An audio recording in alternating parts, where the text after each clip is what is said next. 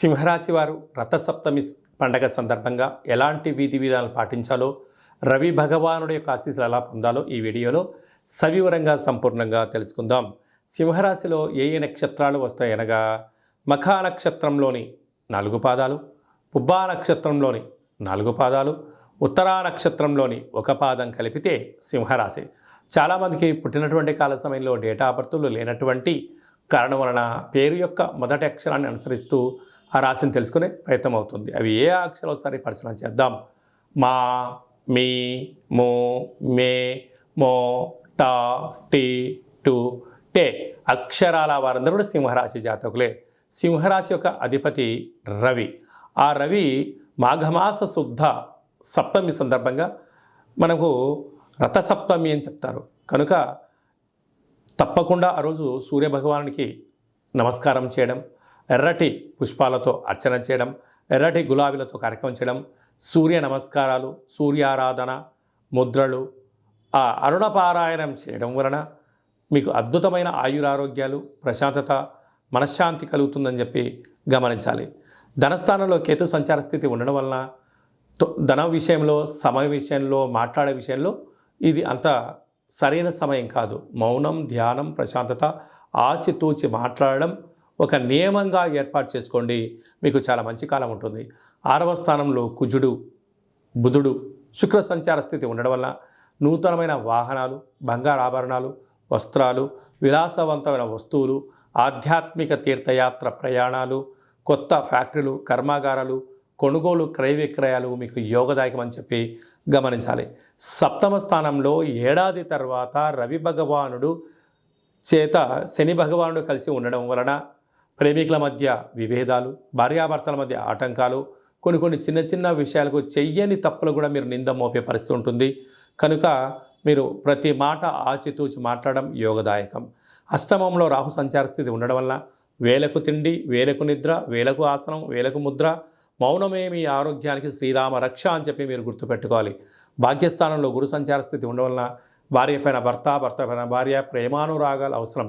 లేకపోతే అపార్థాలు, అనర్థాలు జరిగి అనేక రకాల ఇబ్బందికి మీరే కేంద్ర బిందువు అవుతారు.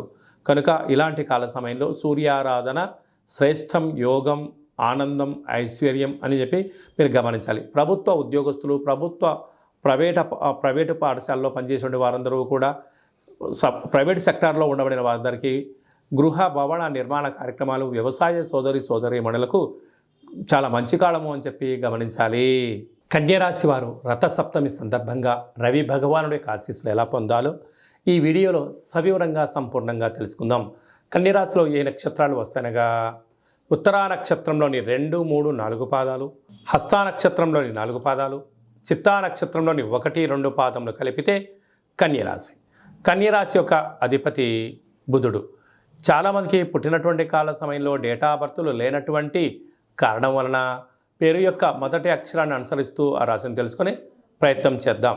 ఏ అక్షరానగా టో, పా, పి, పు, ష, అణ, ఠ, పే, పో అక్షరాల వారందరూ కూడా కన్యరాశి జాతకులే. కన్యరాశి యొక్క అధిపతి బుధుడు. వీరు రవి భగవానుని యొక్క ఆశీస్సులు పొందగలిగానంటే ఆ రథసప్తమి రోజున సూర్యారాధన, సూర్యభగవానికి అర్ఘ్యం వదిలిపెట్టడము, చక్కెర పొంగలి పాయసం ఏర్పాటు చేయడం వలన బుద్ధి, జ్ఞానము, ఆరోగ్యము, సంపూర్ణమైన దేహదారుఢ్యం కలుగుతుందని చెప్పి గమనించాలి. రాశిలోని కేతు సంచార స్థితి ఉండడం వలన చిన్నపిల్లల మనస్తత్వంగా లేకుండా హుందాగా, బ్రాడ్గా, దూర విజన్ ప్రయాణంతో మీరు ప్రయాణం చేయగలిగితే వృత్తులలో, ఉద్యోగాల్లో అద్భుతమైన విజయం మీ సొంతం కావడానికి అవకాశాలు ఉన్నాయి. 5వ స్థానంలో కుజుడు, బుధుడు, శుక్ర సంచార స్థితి కారణం వలన నూతనంగా వివాహమైన వారికి పుత్రిక సంతాన యోగం, పిల్లల యొక్క చదువులు, పిల్లల యొక్క అభివృద్ధి, మీ తల్లిదండ్రుల నుంచి రావాల్సినటువంటి స్థిర చరాస్తులు మీ సొంతం కాబోతున్నాయని చెప్పి గమనించగలగాలి. 6వ స్థానంలో ఏడాది తర్వాత రవిచేత శని భగవానుడు సంచారము చెయ్యడం వలన రుణ సమస్యలు, రోగ సమస్యలు, శత్రు సమస్యలు పొంచి ఉన్నాయి. ఆయుధాలతో, పంచభూతాలతో దయచేసి చెలగాటం ఆడవద్దు. వాహనాలతో దయచేసి రోడ్డు క్రాస్ చేసే విషయంలో కానీ అతివేగం పనికిరాదని చెప్పి గుర్తుపెట్టుకోవాలి. 7వ స్థానంలో రాహు సంచార స్థితి ఉండడం వలన నూతనమైన వ్యాపార కార్యకలాపాలు ప్రారంభించిన కాల సమయంలో మీకు తెలిస్తేనే మీరు పనిని ప్రారంభించండి, తెలియకపోతే సలహాలు తీసుకోండి. అష్టమంలో గురు సంచార స్థితి ఉండడం వల్ల అంతా నాకు తెలుసు, నీకేం తెలుసు అనేటువంటి భ్రమలో ఉండేదానికన్నా నాకు ఏమీ తెలియదు, నేను తెలుసుకొని చెయ్యాలి అనే కార్యక్రమాన్ని మీరు ఎప్పుడైతే ప్రారంభిస్తారో మీకు ప్రశాంతత, ధనం, సమయం రెండు వృధా కాకుండా ఉండే పరిస్థితి ఉంటుందని చెప్పి గమనించాలి. హోటల్ వ్యాపారాలు, పచ్చళ్ళు, తినుబండారాలు, స్వయం వృత్తులు, గృహ భవన నిర్మాణ కార్యక్రమం చేసేటువంటి వారందరికీ ఇది చాలా మంచి కాలము అని చెప్పి గమనించాలి. తులారాశి వారు రథసప్తమి సందర్భంగా సూర్య భగవానుడి యొక్క ఆశీస్సులు ఎలా పొందాలో ఈ వీడియోలో సవివరంగా సంపూర్ణంగా తెలుసుకుందాం. తులారాశిలో ఏ నక్షత్రాలు వస్తాయిగా? చిత్తా నక్షత్రంలోని 3వ పాదం, 4వ పాదం, స్వాతి నక్షత్రంలోని 4 పాదాలు, విశాఖ నక్షత్రంలోని 1, 2, 3 పాదంలో కలిపితే తులారాశి. తులారాశి యొక్క అధిపతి శుక్ర భగవానుడు. చాలామందికి పుట్టినటువంటి కాల సమయంలో డేటా బర్తులు లేనటువంటి కారణం వలన పేరు యొక్క మొదటి అక్షరాన్ని అనుసరిస్తూ ఆ రాశిని తెలుసుకునే ప్రయత్నం అవుతుంది. అవి ఏ అక్షరాలు ఒకసారి పరిశీలన చేద్దాం.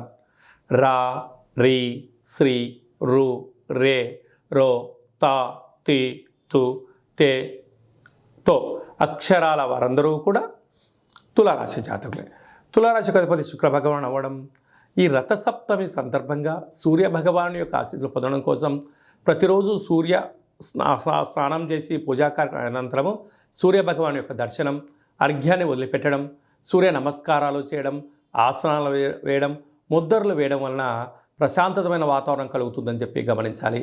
నవగ్రహాల్లో సూర్య భగవాన్ని తెలుపు మరియు ఎర్రటి పుష్పాలతో మీరు అర్చన చేయడం వలన మనశ్శాంతి, గృహస్థాసుల జీవితంలో ఎలాంటి ఆటంకాలు ఉండవని చెప్పి గమనించగలగాలి.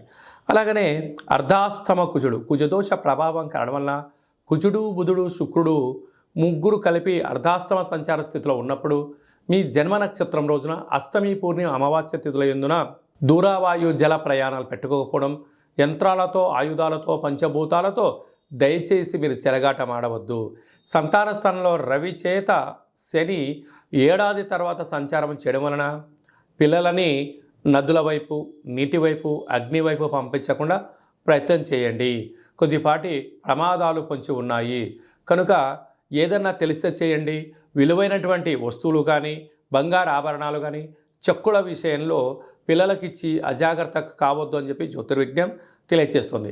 6వ స్థానంలో రాహు సంచార స్థితి ఉండడం వలన అన్నింటా విజయానికి ఆలోచనలు వస్తున్నాయి, జాగ్రత్తగా వాడుకోండి.